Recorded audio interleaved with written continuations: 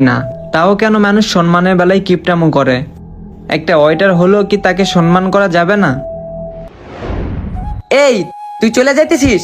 হ্যাঁ, চলে যাচ্ছি। কিছু খাইছিস? না, কিছু খাইনি। আচ্ছা থাক, সমস্যা নাই, অন্যদিন এসে খাবনি।